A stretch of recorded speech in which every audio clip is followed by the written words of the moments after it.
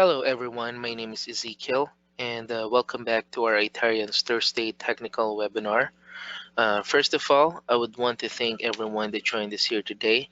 We really appreciate your time and effort learning more about the platform, and we will do our very best to continue doing this webinar series on a bi-weekly basis. Before we get started, the duration of this webinar should run for more or less 60 minutes. First half would be answering questions that came from the registration of all attendees, and the second half would be live Q&A. You should see a question box on your GoToWebinar app to send your questions for Q&A. If there are questions that was not answered during this webinar, we will have our representatives call you and schedule for a one-on-one live demo session with our highly trained consultant engineers. All right, so with that being said, let's get started. So the very first question that I got in here is about how to make auto discovery.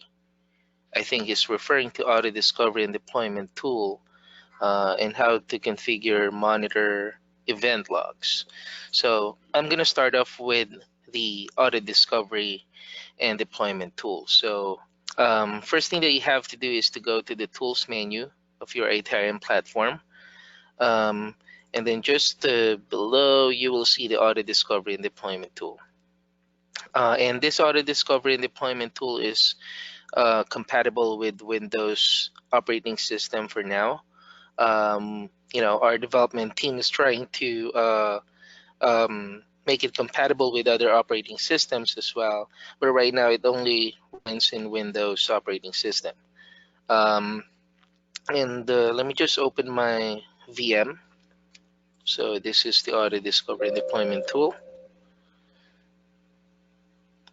So for initial setup, it's going to, of course, have you read, or not actually total read, but you can just go ahead and click accept onto the end user license agreement, and then choose your deployment package. So from here you can choose MSI, EXE, or MST packages. And then after you selected your package, you can also specify parameters, like if you want to do a quiet installation or things like that. And then you can also use a separate packages for your installer if you're going to use a 32 or a 64-bit application. After you selected your package, let's use this one for example, and then I go click next. The next step would be to choose your discovery target. So it can be via Active Directory, home group, or network address. Okay, so let's say we're going to pick a network address. So all you need to do is type in the IP address or an IP address range, say 192.168. Then I just have to click add. And then after that, I click next. And then I'll just have to type in the deployment credentials. So it'll be a lot easier if you have a generic administrator account, or if you have the hidden administrator enabled, and then you can just set a generic password so that you can deploy it to multiple machines at once. If you're going to deploy it via Active Directory, it's going to be a lot easier because you just have to type in the domain credentials. All right.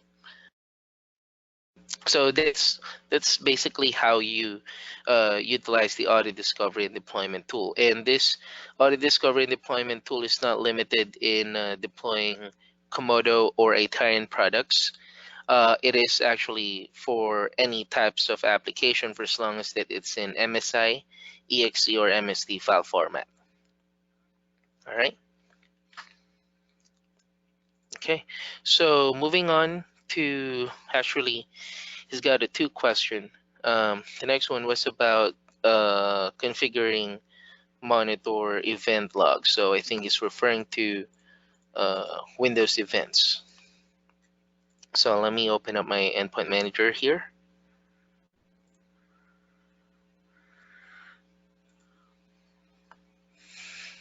And then let's go to profiles. Actually, I can go to the monitors, and then let me just create a new one instead. Monitor event. So for this, I can just go to the conditions tab, and then click edit, and then look for the event condition. So from here, I can monitor if there's an event ID that pops up to my event logs. The level, I can also monitor if there are critical errors, error warning information, verbose, and the source of where the error is coming from.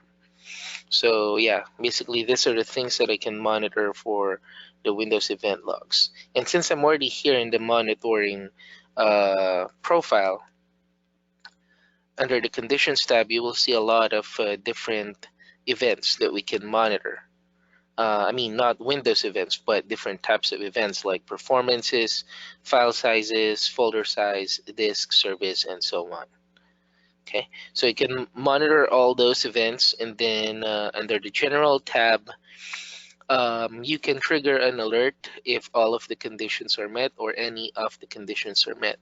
Meaning I can set multiple conditions here in different categories, like I'm monitoring CPU, RAM, and network usage, and at the same time I'm also monitoring a specific process.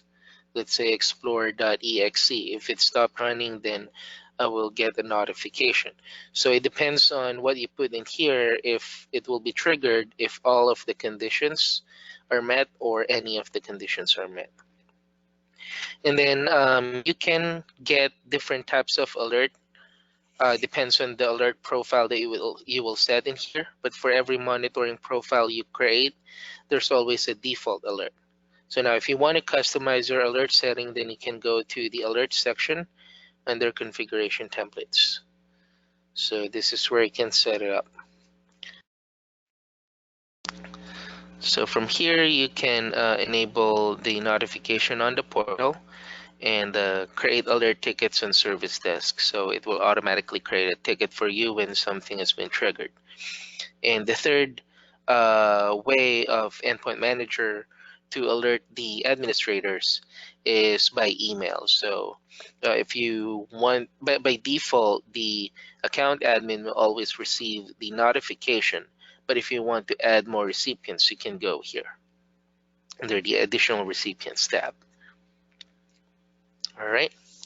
So yeah, I guess I actually went too much there discussing the alerts, but it's okay. Let's move on to the next one. Next one is, how do you keep the device name change permanently? Okay, so the answer is by just going to the device list. So let's say I want to change the name of this device right here. So I'll just have to go to the device name, click edit, and make sure this allow auto rename of device custom name isn't checked, because by default this is always checked. All right, so you just have to make sure that you want to uncheck this so that you can permanently change the device name. But this is not going to affect the local computer name. Okay, so as you can see under the summary tab, this device is still named Demo PC locally, but here in my Endpoint Manager, I named it EA Demo PC. And it's not gonna switch back to the local computer name because I unchecked this option down here. Okay, so that's simply the answer for that one. Next is multi-site management. So as you're all aware, the ITarian platform supports multi-tenancy, so we can add more customers in here. I have multiple companies that I support, but if it's a multi-site management, you can simply go to the Endpoint Manager and then create your device groups. So under the device list, for example, under ITarian, I have a technical department. personally, I actually do it by department. Like I have accounting department, HR, finance, stuff like that. But you can also do it by site. So let's say you have California site, New Jersey site, Washington site, and so on. So if you want to group your devices that way, that's okay. Some others are doing it by operating system, like Windows 10, Windows 7, Windows 8, so they can, easily identify which profile they should deploy on that particular group. Some others are also doing it by device type, like workstations, servers, laptops, and so on. Okay, so yeah, to answer the question, yes, ITarian supports multi-site management. It just depends on how you want to set up your device groups here in the Endpoint Manager. Okay, so let's move on to the next question. How to move one device from one customer group to another customer group. Okay, so for instance, under ITarian, I have demo PC1. Okay, so if you notice, I click the ITarian customer or company name, which means that I have two devices under this company. But if I click technical department, it shows nothing. All right, so it means that the two devices that shows under ITarian is under the default group. Okay, now if I want to move this machine, for example, the demo PC1 to the EA Technologies, for example. Okay, so right now I only have one machine under EA Technologies. If I want to move this demo PC1 to EA Technologies, I'll just have to simply click owner, select the device, click owner, and then change owner. If you don't see the owner option here on top, it might be hiding in the more drop down. Okay, so click change owner, and then I can type in my own email address or any other email address that has been added as a staff member in your ITarian portal. Okay, but for now I'm going to use my own email address. And then if you notice, it will give me multiple instances of my email, and I can just select the company where I want to transfer this machine. Okay, so I'm transferring it now to EA Technologies. Click change. So you can see right now it's gone. If I click ITarian, it's not there anymore. Now checking EA Technologies. There you have it. All right. So that's just how simple you can transfer the device from one company to another. Okay. Now, if you're moving it to a different group, then you can go now to group management. Say I want to put it into the students group. Then I can just click add devices to group, get demo PC1, add selected device, confirm.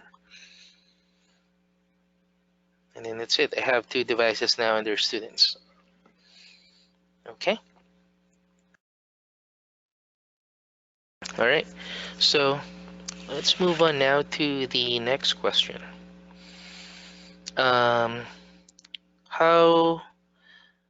How can we rebrand the communication agent only for bulk installation? All right. The bulk installation package or the MSI installer cannot be rebranded. But as soon as it is enrolled or installed to the device, um, you can actually change the logo, everything that is in the or the rebranding of the communication agent. So the reason why there's like a bit of lag there while I was saying that is because I was thinking of discussing the default profiles as well. So some others might be thinking that I don't want to install an application that is branded as ITarian, and my clients will see it firsthand that it is ITarian.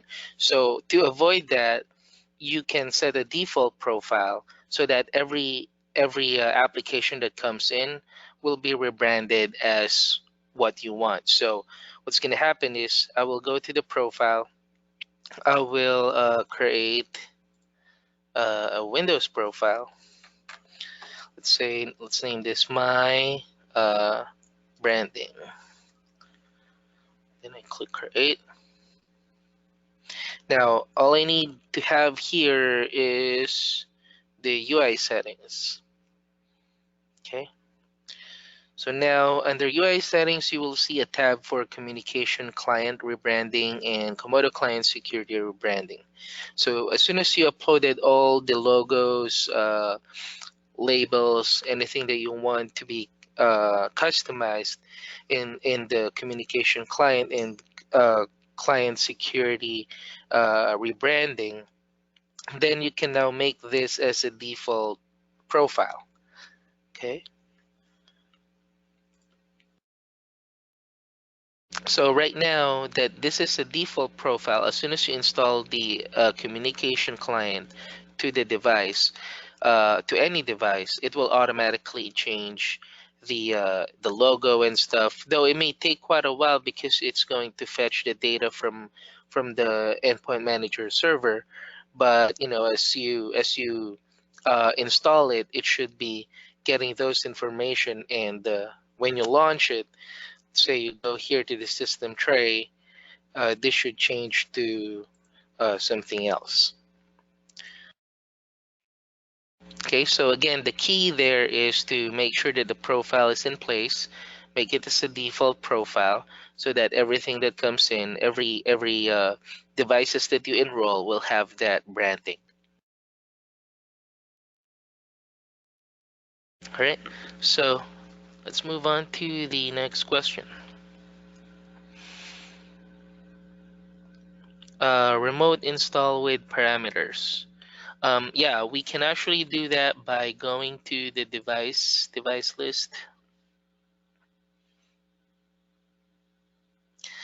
So I can just select one device here and then install custom MSI packages. So the only limitation on this one is that I will have to get the source installer from a secured website. So it can be anywhere as long as it's a secured website. All right. So normally I recommend to use online storages like OneDrive, Dropbox, or any online storages. You can just get the download link from there. It will surely give you a secured link, and then you can just copy and paste that link in here. And from this form, you can also type in your uh, command line parameters, like if you want to do a quiet installation and stuff. So there's also read more option in here if you want to know more about the command line options.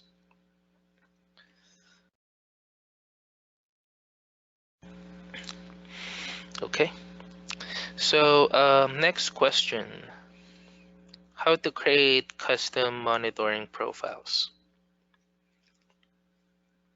Okay, so I actually went there earlier, so that's just under configuration templates, monitors. It's just like the same that I discussed earlier about creating a monitoring profile.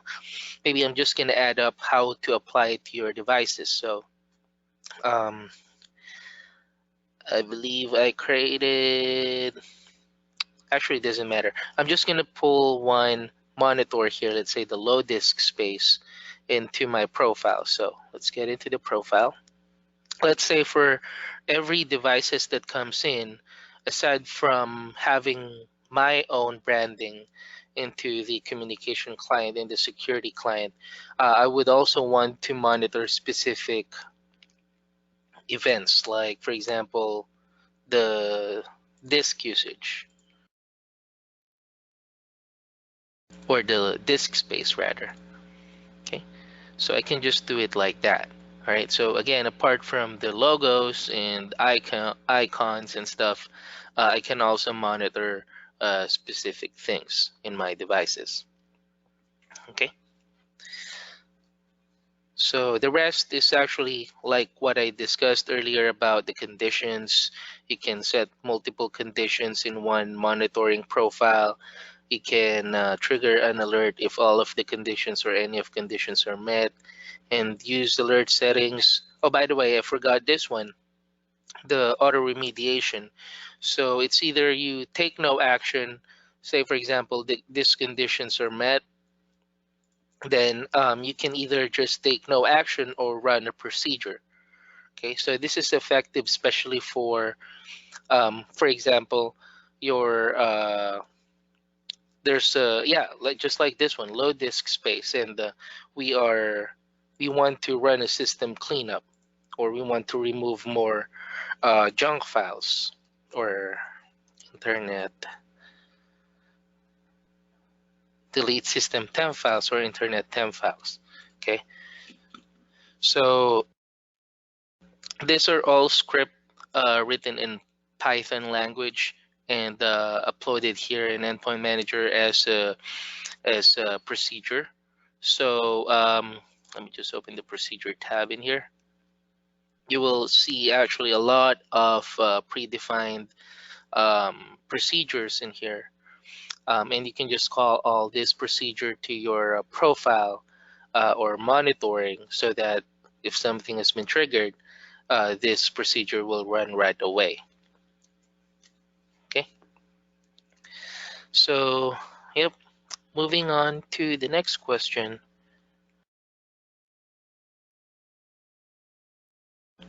It's about auto discovery and deployment tool for .exe.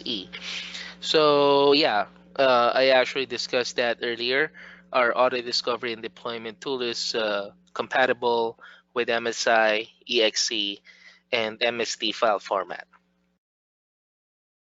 So next question, is it possible to globally disable or modify the auto containment so that I can supply a list of acceptable applications? Yeah, you can actually do that. So to deploy it globally, uh, it is a lot better. It actually depends on your setup. It is a lot better, or you can possibly do it if you applied, or if you make one email address as an owner of all of your devices.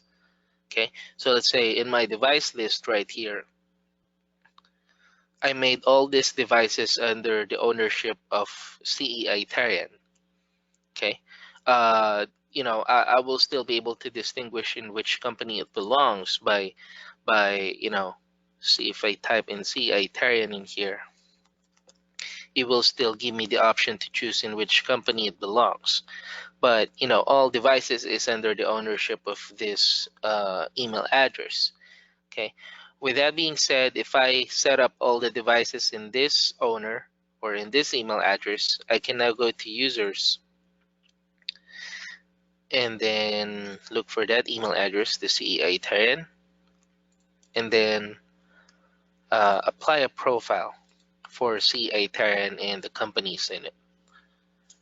Okay, so any devices that will be a member of this company will follow the same profile, basically. Right, so yeah, that's just basically how you will be able to deploy a profile globally. And about the question of the containment, you will have to go to the profile. Since we already discussed how to apply the profile globally, next thing is about how to disable the containment.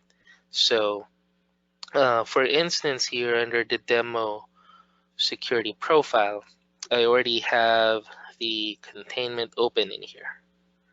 There you go. So what I can do is I can just disable this, or totally delete the containment feature. Okay, but if it's just about disabling the auto containment, I can just uncheck, click save, and then that's it. Okay, as long as that this profile is applied globally, or to your device group, or to specific company that you want to disable the containment, then you're good to go. You just have to change the setting in here. All right. So the next question is, how do I back up my ITarian configuration?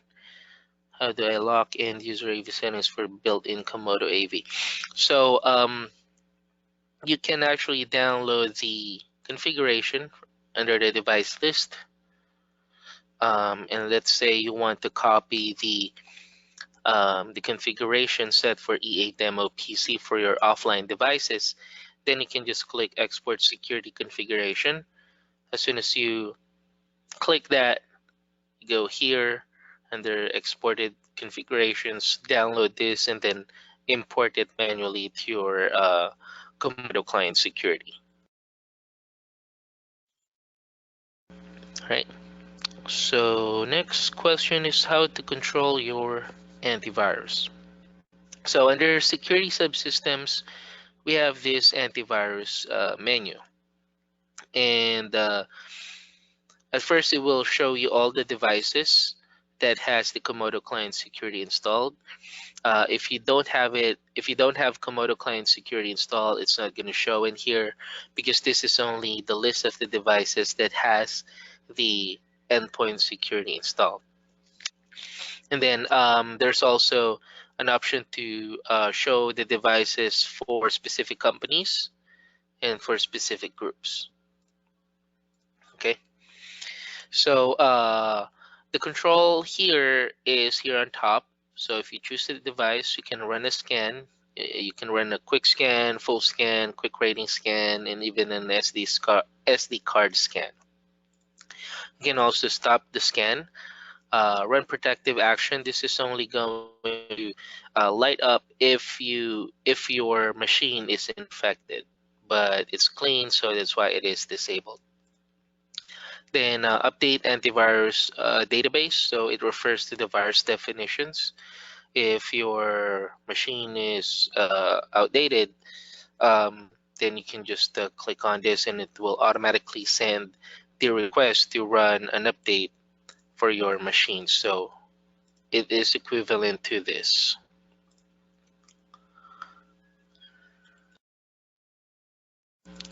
Running this update. Okay.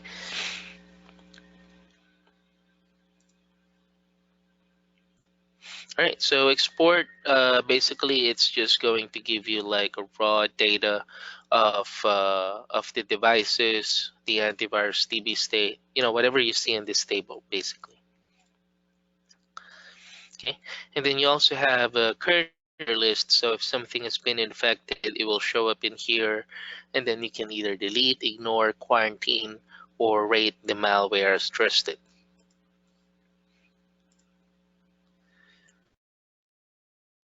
And the quarantine file, so this is a stage where the endpoint security has taken action to a file. So you can either delete files from the device completely, restore the files and devices, rate it as an recognized, trusted, or malicious file. Okay.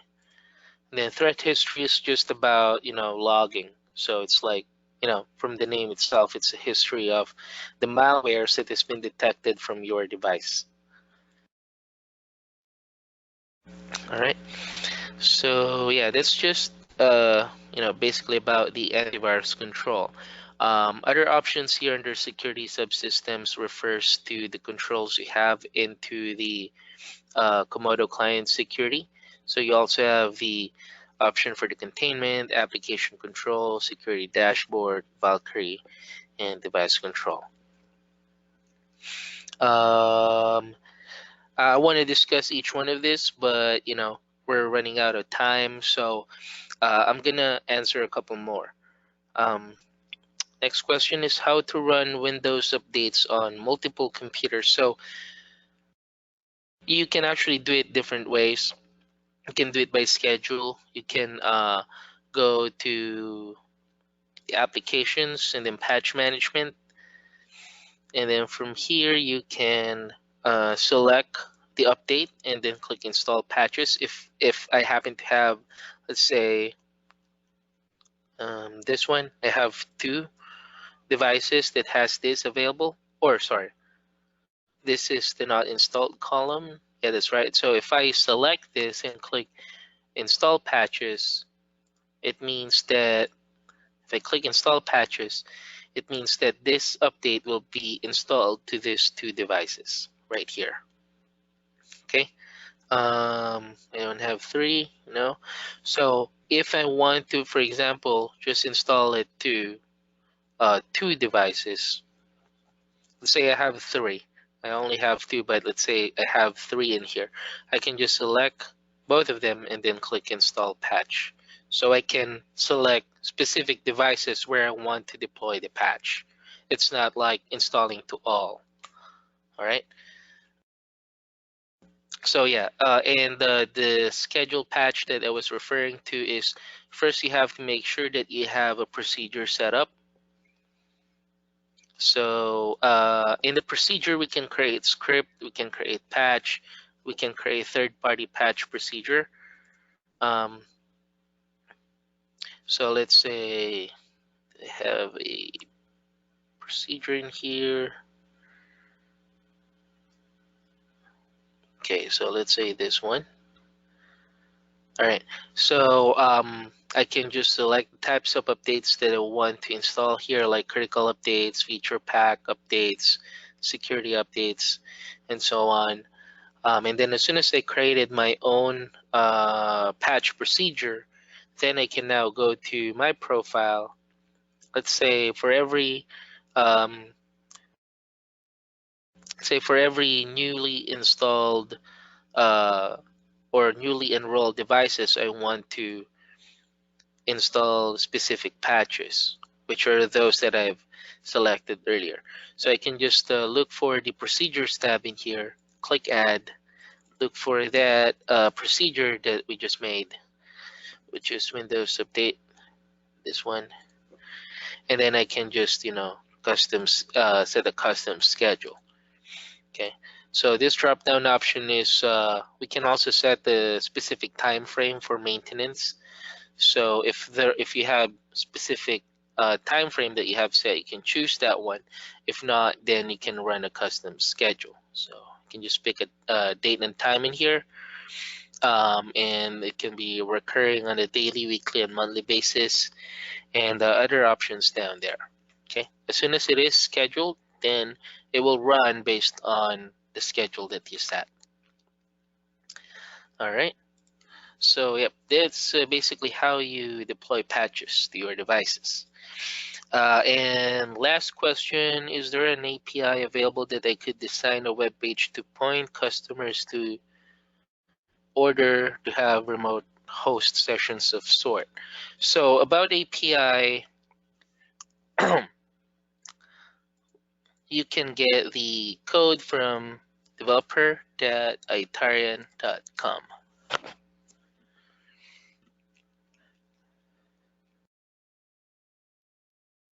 Right, so this is like a complete documentation of the API that we offer to our clients. So if, for example, you want to integrate the new ticket and service desk to your own website, then you can do it from here.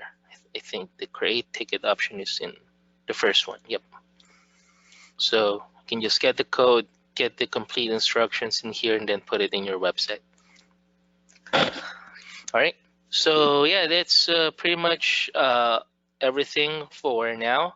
And we're moving on to the next stage of our webinar session, which is live Q&A.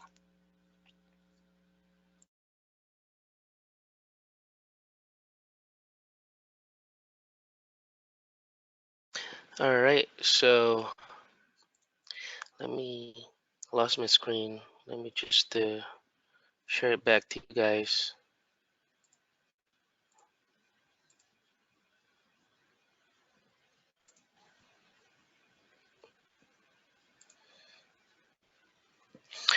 Okay, so first question that I can see here right now in our live question box is it possible to have two-factor authentication? So that's possible by going to the management and then account, and then account security details. So from here, you can enable two-factor authentication, but the only person that can actually do this is the account admin. So that means that it is the person that created the ITarian account. All right. So as soon as I enable this two-factor authentication, all my staff members that I added in here will be required to set up their two-factor authentication as well. Right, and there's no way I can pick whoever or who's the technician that should have two-factor authentication and not. Okay, so this applies to all basically. Okay, so the next question I have here, I would like to know if it's possible to use the remote as a true real-time monitoring tool, and how does it work? So yeah, it's part of what I discussed earlier. I'll just get back to the endpoint manager. Okay, so under your profile, you just have to make sure that your profile is applied to the correct device or device group. And then as soon as you have your profile applied to the devices correctly, then you can set up your monitoring section, and then apply your monitoring conditions like this: low disk space.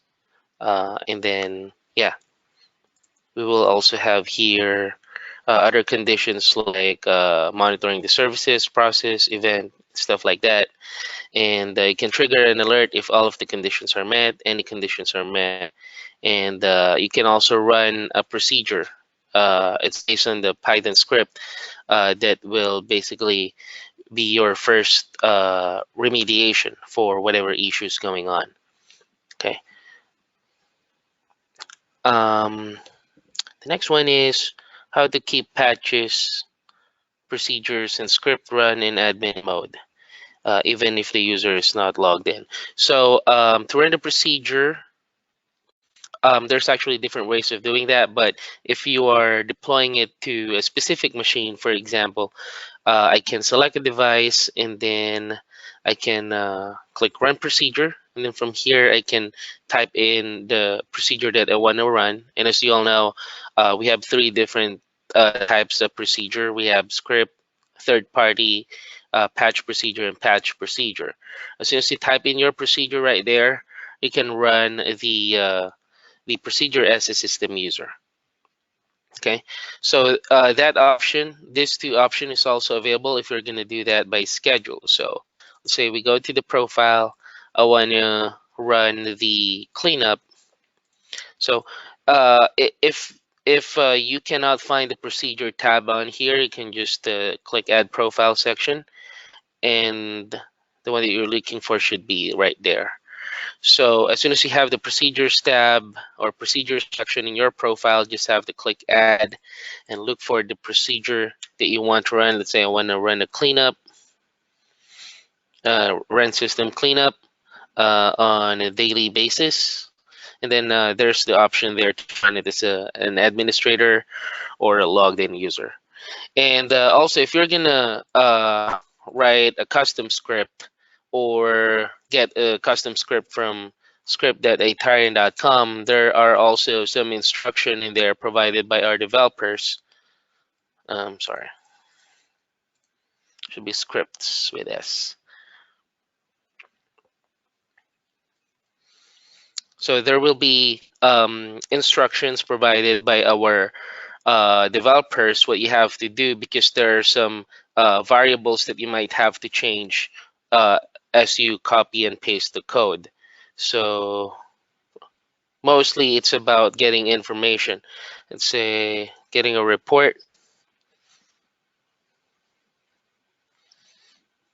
So in the reports, let's try to pick this, generate disk space report for endpoints. And there will be some instruction in here like that. So you just have to follow this instruction before you deploy the procedure to your endpoints. Okay. All right. So Moving on to the next one. How to rerun and patch or procedure if the endpoint is turned off to make it run next time it turns on. So in the procedure tab, if you are going to schedule your procedure, regardless of what type of procedure that is, by default, this option is unchecked, which means that if the communication client detected that the device is offline, then it will run the procedure after the next time that it goes online. Okay, but if you want to skip the device that are offline during the time that it was deployed, then you should check this option right there. But then again, as per design, by default, it will run as soon as the device gets online if it's already past due the schedule. Okay. So the next is, what is the best way to deploy Windows patches for several Windows servers? So there's actually different ways that you can do that. First is if it's manual control that you want, you can go under applications and then patch management. So everything that you see under the applications menu are global list. So mobile applications, these are global list, or basically all the um, applications detected from your mobile enrolled mobile devices. And then the patch management is the list of the patches available for all of your enrolled devices as well. And global software inventory are the applications detected from your Windows machines that is enrolled as well. Okay, so under the patch management, so I can just select a patch in here. Let's say this is the patch that I would want to deploy to my machines. Then I can just click install patches. Actually, this is one thing that I also discussed earlier. So if you have, let's say, multiple number of endpoints here that doesn't have this update, then I can just select on that, or I can just click on that number. It will bring me to the list of devices, just like what I showed earlier. And then you can choose which device where you want to deploy it. Okay.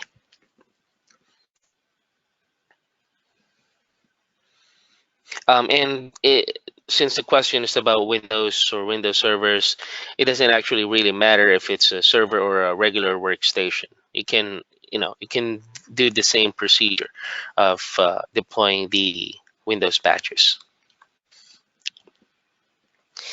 All right, next is how to keep the agent updated on endpoints. So as per design, this communication client should be updating itself automatically, but if it happens that the communication client is not updating due to network issues or other factors that might affect the update, you can go to your device list, select the device that you want to patch, and then click install or update packages. From here, you will see the update additional packages. So if you click on that, and you see that this update communication client is disabled like that, it means that it is already up to date. But if it allows you to check it, it means that it is not updated. And if you hover your mouse to this help icon, it will also tell you if your communication client is available, or I mean updated or not. Okay, so that's that.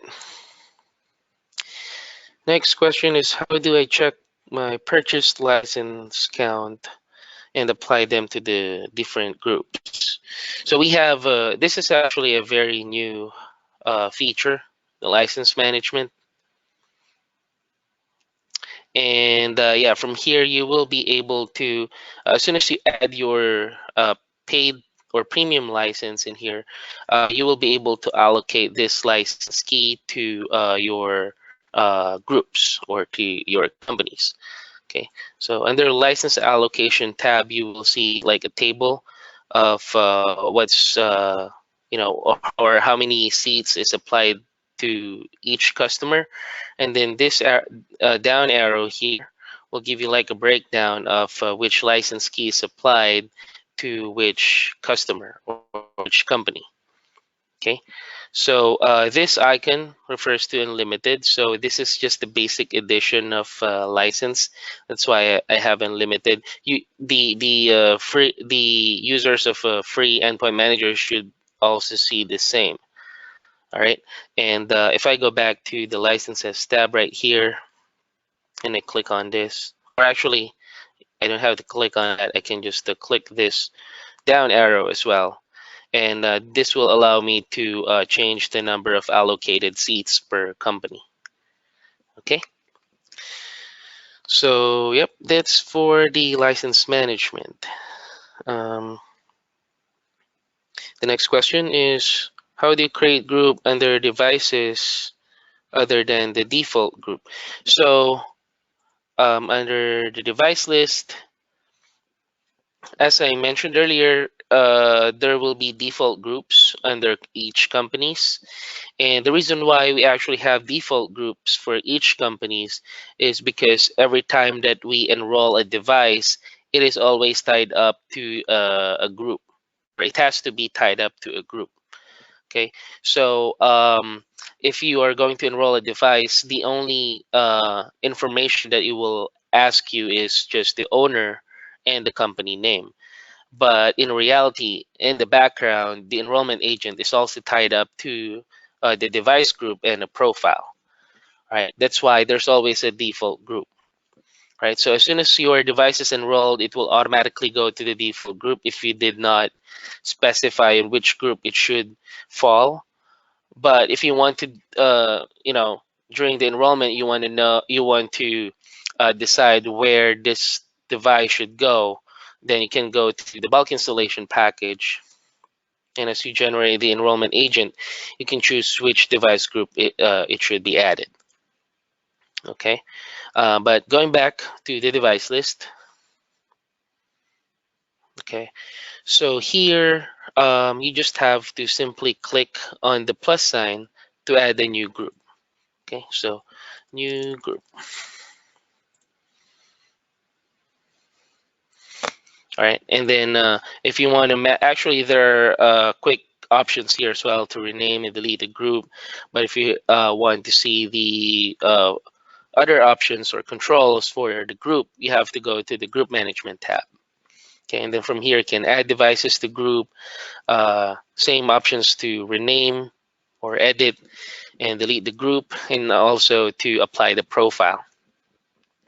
Okay, so yeah, that's just basically how you can add groups and manage your groups under the device list.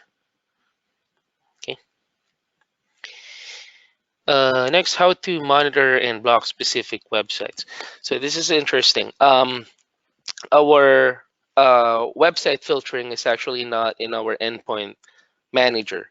It is in our Dome Shield module. All right.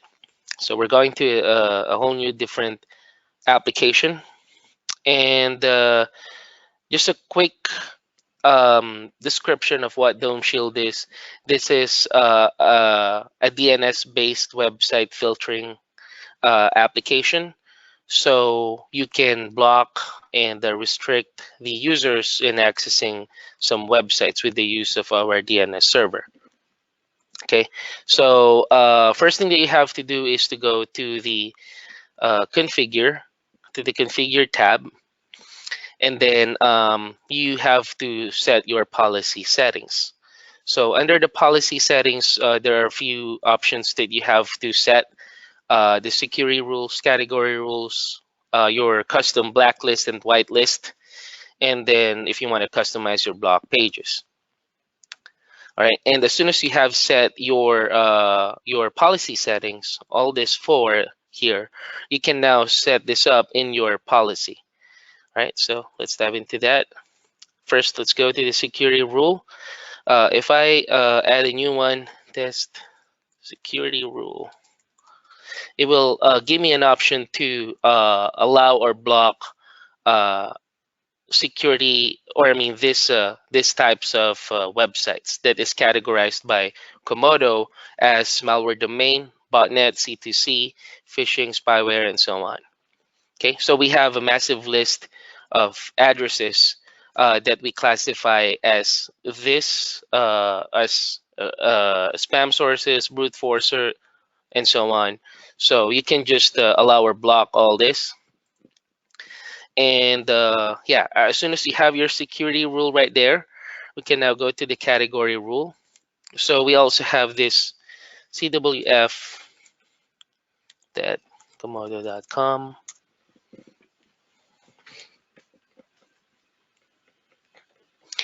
So this is a site where you can check the classification or the category of the website. So you can type in here, let's say facebook.com, and it will give you what classification it falls. Let's say social networking.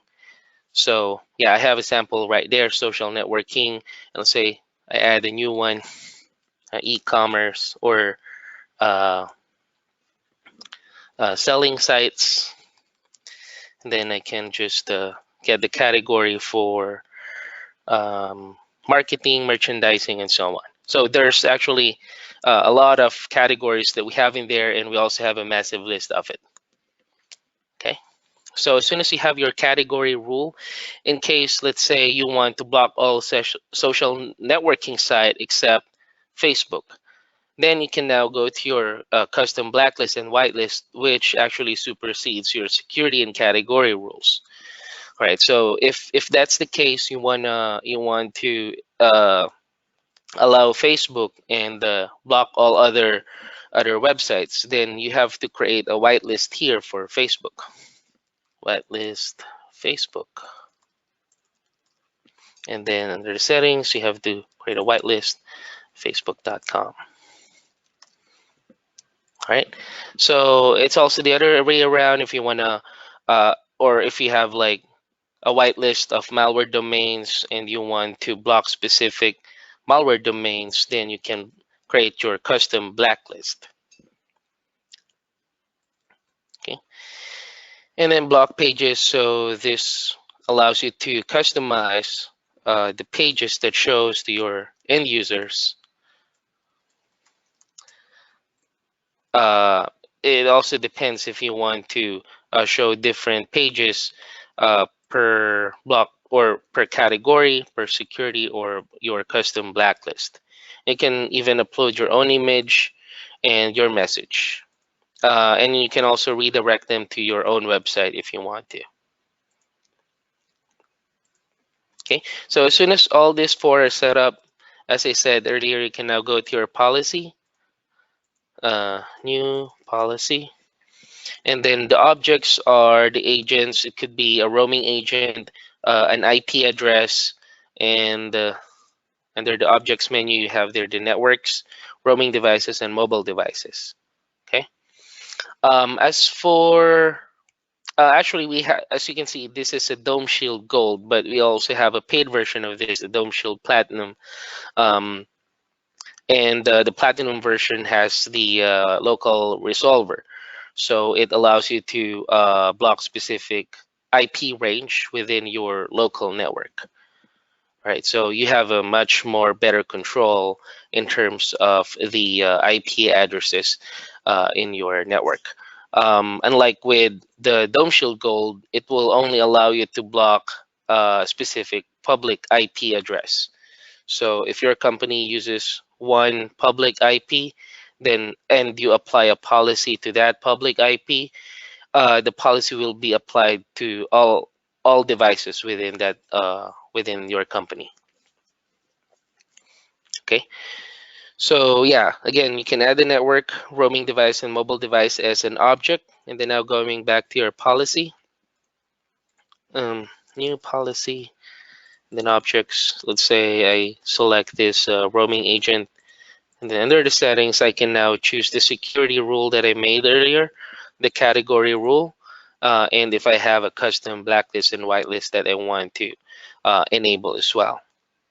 Okay, and then there are also other options there on top to only choose the custom blacklist and whitelist mode, block all mode disabled, and safe search disabled. So the safe search is when they're trying to search in in a search engine like Google or MSN, Yahoo, there will be like an option for them. Let's say you want to block a name like, or I mean a specific word, like the profanity words, you can block those. Okay, so that's basically how you can work around with the Dome Shield and to block a site for a specific network, roaming device, or mobile device. So next question, how can we whitelist the application from auto containment? So let's go to the endpoint manager.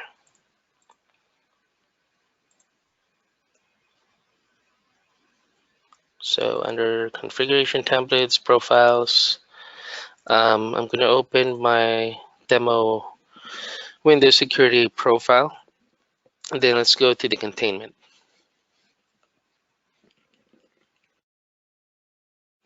So what you need to do here is to go to the rules tab.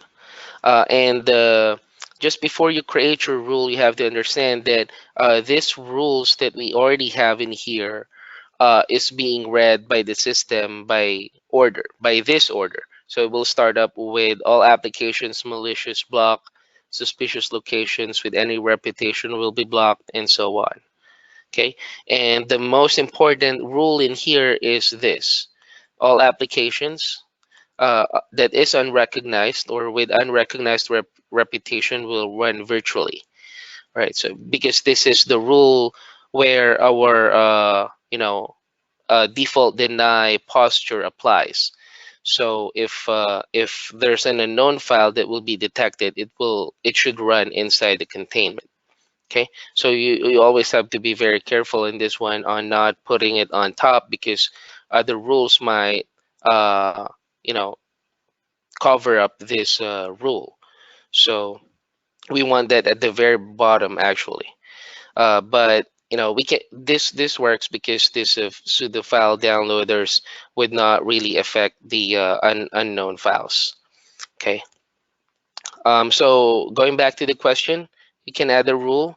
And your action can be run restricted, run virtually, block, or ignore. So since we are whitelisting, then we can click ignore. And then criteria, we can choose a file group or specify a file, a folder, a file hash, or process hash. File group is a variable that you can set in here. So let me just open under system templates, file group variables. So this is where you can set your variables, but by default, there are predefined variables there already. Like for example, if you're identifying all email clients, let's say you want to whitelist all the email clients into the containment, then you can do that. But by default, these are trusted applications, so it should pass the containment.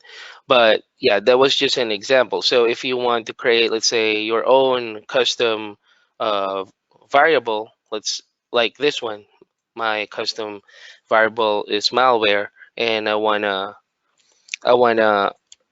exclude these files into the containment, then I can just list down all the files that I want here, and I can go back to the rule section, add rule, ignore, and then call that file group called malware. Right, so the next time I run those files that is added in the variable, it will be ignored by the containment. Okay. All right, so last question. Um, can you move multiple devices from one company to another? Yes, you can. Though I actually showed earlier is just how to move a device to one company to another. You can actually do that. So you just have to select multiple devices this time.